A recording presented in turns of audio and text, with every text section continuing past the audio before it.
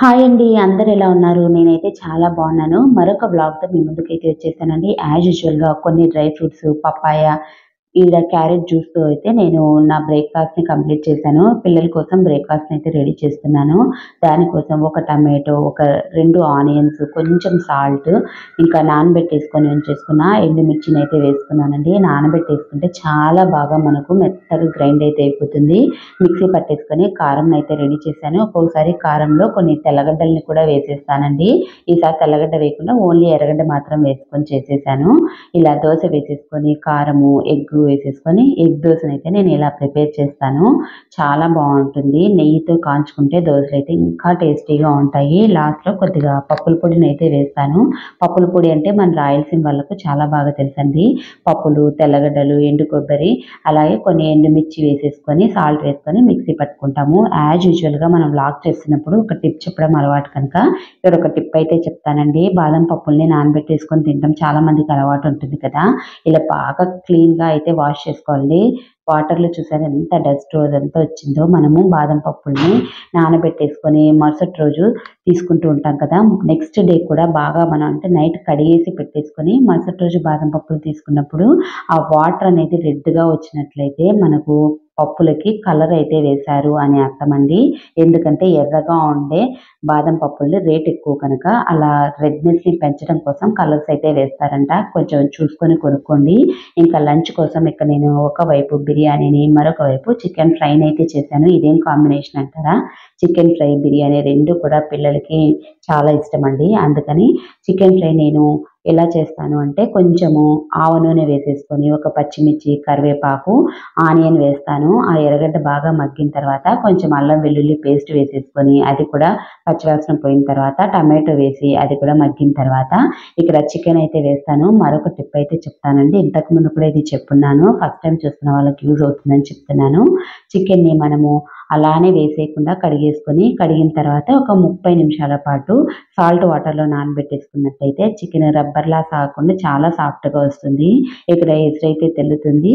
So, lid close చేసేసుకొని బిర్యానీనైతే whistles అయితే రానిచ్చేసుకున్నాను. Chicken ఇలా హై ఫ్లేమ్‌లో పెట్టేస్తానండి. ఫస్ట్ చికెన్ వేసిన ఒక 5-10 నిమిషాల్లోపు హై ఫ్లేమ్‌లో ఉంచితే ఇలా వాటర్ మొత్తం కూడా బయటొస్తుంది. బయటొచ్చిన తర్వాత నేను మీడియం ఫ్లేమ్‌లోకి మార్చేసుకొని అంటే చికెను చాలా సాఫ్ట్‌గా ఉంటే మీడియం ఫ్లేమ్‌లో, మరీ ఎక్కువగా ముదిరినట్టుగా ఉంది అనిపిస్తే కొంచెం సిమ్‌లో అయితే ఉంచుతానండి. సో, అలా ఉంచేసి ఆ వాటర్ మొత్తం అయిపోయే వరకు లిడ్ అయితే క్లోజ్ చేశాను. ఇక్కడ నేను రైతానైతే రెడీ చేస్తున్నానండి. రైతాని ఎలా చేస్తానో మీకు చూయించాలనుకుంటున్నాను. ఒక గిన్నెలో కొంచెం పెరుగు తీసేసుకొని, సాల్టు, సన్నగా కట్ చేసుకున్న ఎర్రగడ్డలు, ఒక పచ్చిమిర్చి నేను కారం చాలా తక్కువే వాడతానండి. పిల్లలు తినరనేసి ఒక పచ్చిమిర్చి, అలాగే కొంచెం కొత్తిమీరను వేసేసుకొని, ఇక్కడ నేను ఈ కీరా దోస ఉంటుంది కదా! ఆ కీరా దోస ముక్కలనైతే వేస్తాను. కీరా దోస ముక్కల్ని వేసుకొని రైతా చేసుకోవడం అంటే నాకు చాలా చాలా ఇష్టం. చాలా టేస్టీగా కూడా ఉంటుంది. ఒకసారయితే ట్రై చేయండి. ఇంకా మిగిలిన కీరా ముక్కల్ని, ఎర్రగడ్డని, తర్వాత నిమ్మకాయనైతే రెడీ చేసుకున్నాను. బిర్యానీ అంటే ఇవి లేకపోతే ఎలాగండి? వీటితో తీసుకోవటం బిర్యానీ ఎంతమందికి ఇష్టమనేది కామెంట్ అయితే చేయండి. దీని తర్వాత ఇక్కడ చికెన్ మొత్తం అంతా వేగిపోయిన తర్వాత ఫైనల్‌గా మిరియాలుంటే మిరియాల పొడి, లేదంటే కారం పొడి, ధనియాల పొడి, గరం మసాలా, కొత్తిమీర వేసేసుకొని కలిపేసుకోవటమే. చాలా సింపుల్‌గా, చాలా టేస్టీగా ఉంటుందండి. నేను ఏ వంటలు కూడా హంగామా చేసేసుకొని అయితే చేయను. అన్నీ కూడా చాలా సింపుల్‌గానే చేస్తానండి. బిర్యానీ కూడా చూసారు కదా! పొడి పొడిగా చాలా బాగా వచ్చింది. ముక్క కూడా చాలా బాగా ఉడికిందండి. ఏ రెసిపీ చేసినా సరే ఎటువంటి టెన్షన్ లేకుండా చాలా సింపుల్‌గా ఉండేలాగా చూస్తాను. మాక్సిమం ఇంట్లో ఫుడ్‌ని నేనైతే ప్రిఫర్ చేస్తాను. పిల్లలు ఏది తినాలన్నా సరే ఇంట్లో రెడీ చేసుకున్నవే నేనైతే ప్రిఫర్ చేస్తానండి. చాలా బావుంటుంది. కావాలంటే రెసిపీ ఒకసారి కామెంట్ చేయండి. తిన్న తర్వాత ఇంకా ఇంత తిని పిల్లలైతే ఊరికే ఉంటారా? బయటికెళ్దామని ఒకటే గొడవ చేశారు. అందుకనేసి బయటికైతే వెళ్ళామండి. ఎక్కడికి వెళ్దామని ఎప్పుడు అడిగినా సరే నేనైతే ఏదో ఒక టెంపుల్ గురించి చెప్తాను. అక్కడెళ్దాం, ఇక్కడెళ్దాం అని. పిల్లలైతే ఇంకా వాళ్ళకి తగ్గట్టుగా గేమ్స్ గురించి చెప్తారండి. ఇలా గేమ్స్ ఆడుకోవడానికైతే బయటికెళ్ళాము. ఎప్పుడు వెళ్తామా అంటే ఎప్పుడూ వెళ్ళమండి. చాలా రేర్‌గా వెళ్తాము. అది కూడా పిల్లలు వెళ్ళాలి అని అనుకుంటున్నారు అని అనుకుంటే మాత్రమే వెళ్తాము. బాగా ఎంజాయ్ చేశారండి పిల్లలు. ఒక డబ్బులు ఖర్చవుతుంది అనే ఒక మాటని మనం పక్కన పెడితే పిల్లలకి లగ్జరీ లైఫ్‌ని ఇస్తున్నామా అంటే అదైతే కాదండి. అప్పుడప్పుడు పిల్లల ఆనందాల్ని కూడా మనమైతే చూడాలి కదా! సో, పిల్లలైతే చాలా చాలా బాగా ఎంజాయ్ చేశారు. పిల్లలతో పాటు మనకు కూడా చాలా హ్యాపీనెస్ అయితే వస్తుందండి. ఈ గేమ్స్ ఏవి మనం ఆడకపోయినా వాళ్ళు ఆడుతూ ఉంటే వాళ్ళ మొహాల్లో చూసే ఆనందమే మనకు కూడా చాలా సంతోషాన్నిస్తుంది కదా! చాలా చాలా బాగా హ్యాపీగా ఆడుకున్నారండి. 3 గంటల పాటైతే బాగా ఆడుకున్నారు. నాకైతే కాళ్ళు నొప్పులొచ్చేసాయి. పిల్లలైతే అస్సలు అలసిపోలేదండి. అప్పుడప్పుడు మనము ఇలా పిల్లల్ని తీసుకొని వెళ్తే ఎప్పుడు కూడా మనకు నచ్చిన ప్లేస్‌లకే కాకుండా పిల్లలకి నచ్చే ప్లేస్‌లకి కూడా అప్పుడప్పుడు తీసుకెళ్తే వాళ్ళైతే చాలా బాగా ఎంజాయ్ చేస్తారు. వాళ్ళ హ్యాపీనెస్‌ని చూస్తే మనకు కూడా చాలా చాలా హ్యాపీ అనిపిస్తుందండి. 1, 2 గేమ్స్‌లో మేము కూడా పార్టిసిపేట్ చేశాము పిల్లలతో పాటు. చాలా బాగా అనిపిచ్చేసింది. ఎప్పుడు కూడా పిల్లలు ఏదడిగినా ఇది వద్దు, అది వద్దు అని మనం ర్యాష్‌గా అసలు చెప్పకూడదండి. అలా చెప్పటం వల్ల వాళ్ళకు మన పైన నెగెటివిటీ అనేది క్రియేట్ అయిపోతుంది. అలా అస్సలు చెప్పకూడదు. మనం వాళ్ళకు చెప్పేలాగా అయితే ఉండాలి. అప్పుడప్పుడు పిల్లల మాట కూడా మనం వినాలి. అప్పుడే పిల్లలు మన మాట అయితే వింటారు. కొంతమంది బిజీగా ఉండటం వల్ల పిల్లలు ఏం చెప్పినా సరే వాటిని పెద్దగా వినరండి. అది చాలా తప్పు. పిల్లలు ఏం చెప్పినా సరే మనం చాలా కేర్‌ఫుల్‌గా వినాలండి. వాళ్ళు చెప్తున్న విషయాల పైన మనం కొంచెం ఇంట్రెస్ట్‌ని చూపిచ్చాలి. వాళ్ళతో బాగా ఇంటరాక్ట్ అవ్వాలండి పిల్లలతో. స్కూల్ నుంచి పిల్లలొచ్చిన తర్వాత క్లాస్ రూమ్‌లో ఏం జరిగింది? టీచర్ ఏమన్నారు? ఫ్రెండ్స్ ఏమన్నారు? వీటినన్నిటిని కూడా మనం అడగాలి. ఇలా 1, 2 రోజులు మనం అడిగితే నెక్స్ట్ డే మనం వద్దన్నా సరే పిల్లలు ప్రతి విషయాన్ని కూడా మనతో షేర్ చేసుకుంటారు. ఇలా షేర్ చేసుకోవటం వల్ల పిల్లలకి, మనకు కూడా బాండింగ్ అయితే చాలా బావుంటుంది. ఏదైనా సరే మనము పేరెంట్స్‌తో షేర్ చేసుకోవచ్చు అన్న ఒక ఫ్రీడమ్ అయితే పిల్లలకొస్తుంది. ఫ్రెండ్లీ నేచర్ అయితే క్రియేట్ అవుతుందండి. పిల్లలతో ఎప్పుడు కూడా స్ట్రిక్ట్‌గా ఉండకూడదు. పేరెంట్స్‌లో ఒకరు స్ట్రిక్ట్‌గా ఉంటే మరొకరు ఫ్రెండ్లీగా ఉండాలి. అప్పుడు పిల్లల్లో కాస్త భయము ఉంటుంది. అలాగే ప్రతీదీ మరొక పేరెంట్‌తో షేర్ చేసుకుంటారు. మనం ఇలా అప్పుడప్పుడు పిల్లలతో కలిసిపోయి బాగా ఆడుకోవడం వల్ల కూడా పిల్లలకి, మనకు కూడా మంచి రిలేషన్ అయితే బిల్డ్ అవుతుందండి. కొంతమంది పిల్లలు ఏదైనా సరే మనం పదే పదే అడిగినా కూడా వాళ్ళు ఎంత గుచ్చి అడిగినా ఏం జరిగింది? ఏం చేశారు? ఇలాంటివన్నీ చెప్పరు. పిల్లలతో ఉదయం లేచిన దగ్గర నుంచి మనం ఉండలేం కదా!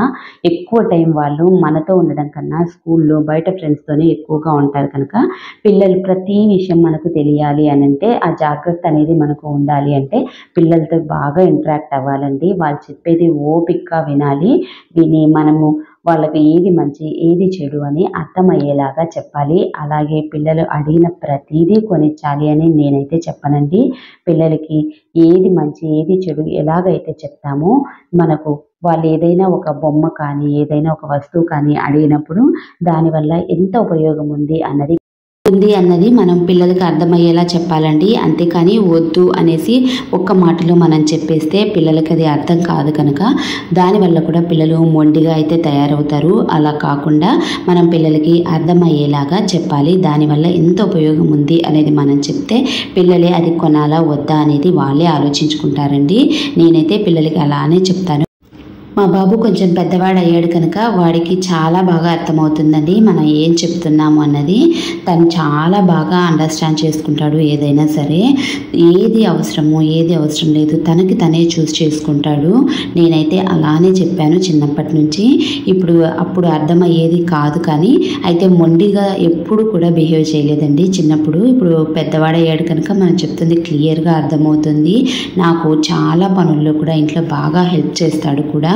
ఏదైనా ఒక వస్తువు తనకి ఇష్టం కదా తీసుకోమని చెప్తే నేనే చెప్పినా కూడా ఎందుకు మమ్మీ మనీ వేస్ట్ అంటాడు. నేను ఇంకా తీసుకోనానని ఫోర్స్ చేసి మరీ కొనిచ్చాల్సి వస్తుంది ఒక్కొక్కసారి. అంత బాగా అర్థం చేసుకుంటారు పిల్లలు. దానివల్ల ఎంత యూజ్ ఉంది అన్నది కూడా వాళ్ళు తెలుసుకుంటారు. ఇలా చిన్నప్పటి నుంచే పిల్లల్ని ఫైనాన్షియల్‌గా ఎలా స్ట్రాంగ్ ఉండాలి, ఎలాంటి డెసిషన్స్ తీసుకోవాలి, అలాగే ప్రతి పనిలో కూడా పిల్లల్ని ఇన్వాల్వ్ చేయాలండి. అలా అని కష్టమైన పనులని చెప్పను. చిన్నప్పటి నుంచి చిన్న చిన్న పనుల్ని మనకి ఏదైనా తెచ్చివ్వమని చెప్తే తెచ్చివ్వటము, ఏదైనా అందించడము, చిన్న చిన్న పనులు వాళ్ళ బుక్స్‌ని వాళ్ళు సర్దుకోవటము, వాళ్ళ టాయ్స్‌ని వాళ్ళు ఎత్తిపెట్టుకోవటము ప్రతీది కూడా నేర్పించాలండి దగ్గరుండి మనమే. ఇలా నేర్పించడం వల్ల వాళ్ళకు ఎన్ని కూడా కెరీర్ ధైర్యంగా పెట్టుకోవాలి అన్న ఒక థాట్ని చిన్నప్పటి నుంచే బిల్డ్ అవుతుంది. మనకు చిన్నప్పుడు ఇలాంటి గేమ్స్లని కానీ మొబైల్స్ అని కానీ ఇవేవి ఉండేవి కాదు. మనం చక్కగా బయట కానీ ఇంట్లో కానీ ఆడుకొని వచ్చేవాళ్ళము. మనం చాలా స్ట్రాంగ్గా ఉండేవాళ్ళం. అప్పట్లో టీచర్స్ కూడా మనం సరిగా చదువుకోకపోతే పిల్లల్ని కొట్టేవాళ్ళు. ఇప్పుడైతే అలా కొట్టడం ఎక్కడా లేదు కనుక స్కూల్స్లో కూడా పిల్లలకి ఆ పెయిన్ అనేది తెలీదు. అలానే నేను కొట్టమని చెప్తున్నానని కాదండి.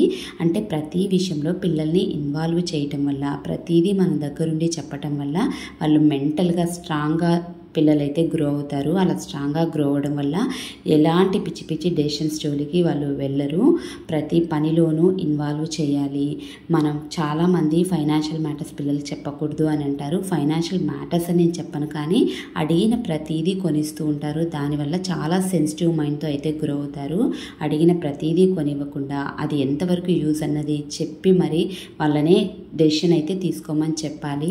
పిల్లల డెసిషన్స్ని ఒక్కోసారి మనం గౌరవించాలి. వాళ్ళు చెప్పేది ఎంతవరకు కరెక్ట్ అన్నది పూర్తిగా విని తర్వాత మనం వాళ్ళకు అర్థమయ్యేలాగా చెప్పాలండి. ఇలా చేయటం వల్ల పిల్లలు మెంటల్గా ఫిజికల్గా బాగా స్ట్రాంగ్ అవుతారు. మన జనరేషన్కి ఇప్పటి జనరేషన్కి చాలా తేడా ఉంది. చాలా సెన్సిటివిటీ పిల్లల్లో ఉంది కనుక వాటినన్నిటినీ కూడా మనం కంట్రోల్ చేయాలి పేరెంట్స్గా. అది తప్పకుండా పేరెంట్స్ బాధ్యతే అని నేనైతే చెప్తాను. ఎందుకంటే క్లాస్ రూమ్లో 100 మంది ఉన్నారనుకోండి, పిల్లల్ని అందరినీ కూడా టీచర్ అయితే కంట్రోల్ చేయలేరు కనుక ఎవరి పిల్లల్ని వాళ్ళే చాలా స్ట్రాంగ్గా చిన్నప్పటి నుంచి బిల్డ్ చేయాలి. మెంటల్గా పిల్లల్ని మనం బిల్డ్ చేసినట్లయితే వాళ్ళు చాలా స్ట్రాంగ్గా గ్రో అవుతారండి. లైఫ్లో కూడా చాలా గొప్పగా అయితే ఎదుగుతారు. ఇంకా ఇదే అండి ఈ రోజు వ్లాగ్ అయితే.